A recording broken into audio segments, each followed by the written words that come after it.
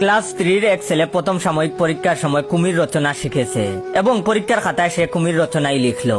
সমস্যা হলো এরপর থেকে পরীক্ষায় যে রচনা আসুক সে ঘুরিয়ে ফিরিয়ে সেই কুমিরের রচনাই লেখে। যেমন একবার পরীক্ষায় গরুর রচনা আসলো, ছাত্র তখন লিখলো গরুর রচনা। আমাদের একটা গরু ছিল, সেই গরুকে ঘাস খাওয়ানোর জন্য আমাদের বাড়ির পাশে নদীর পাড়ে বেঁধে দেওয়া হয়। নদীতে হঠাৎ একটা কুমির ভেসে উঠে এবং কুমির দেখে যে নদীর পাড়ে আমাদের গরু ঘাস খাচ্ছে। এটা দেখে কুমির আর দেরি না করে নদীর জলে গরুটাকে টেনে নিয়ে যায়। আহারে, আমাদের গরুটাকে আর ফিরিয়ে দিল না। তাই আমাদের জেনে রাখা ভালো যে কুমির একটি সরীসৃপ প্রাণী, এটি জলে বাস করে। আর চোখ দুটো গুল গুল, লম্বা একটা চোয়াল এবং লম্বা একটা লেজ আছে। কুমিরের পিঠের অংশ থেকে লেজ পর্যন্ত খাজ কাটা, খাজ কাটা, খাজ কাটা, খাজ কাটা, এভাবে তার 20 পৃষ্ঠা শেষ। দ্বিতীয়বার স্যার চিন্তা করলেন কি রচনা লিখতে দেওয়া যায়। অনেক ভেবে চিন্তে রচনা লিখতে দিলেন বাবা মায়ের প্রতি সন্তানের দায়িত্ব ও কর্তব্য। তখন সে লিখলো বাবা মায়ের প্রতি সন্তানের দায়িত্ব ও কর্তব্য।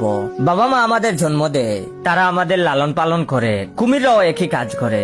তাই আমাদের জেনে রাখা ভালো যে কুমির একটি সরীসৃপ প্রাণী, এটি জলে বাস করে।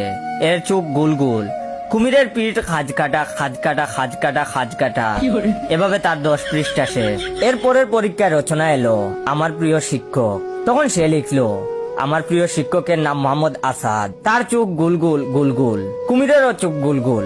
জেনে রাখা ভালো যে কুমির একটি সরীসৃপ প্রাণী, এটি জলে বসবাস করে।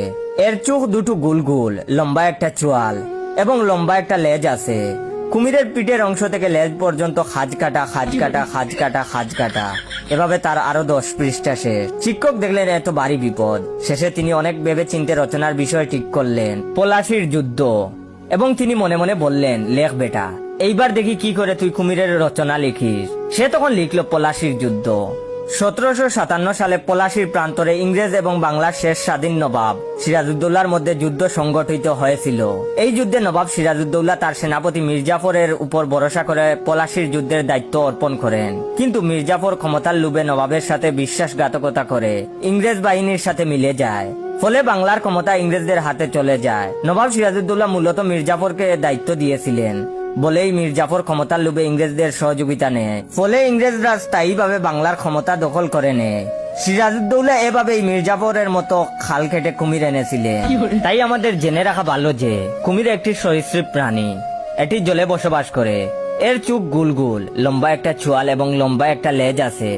কুমিরের পিঠের অংশ থেকে লেজ পর্যন্ত খাজ কাটা, খাজ কাটা, খাজ কাটা, খাজ কাটা, এভাবে তার 10 পৃষ্ঠা শেষ।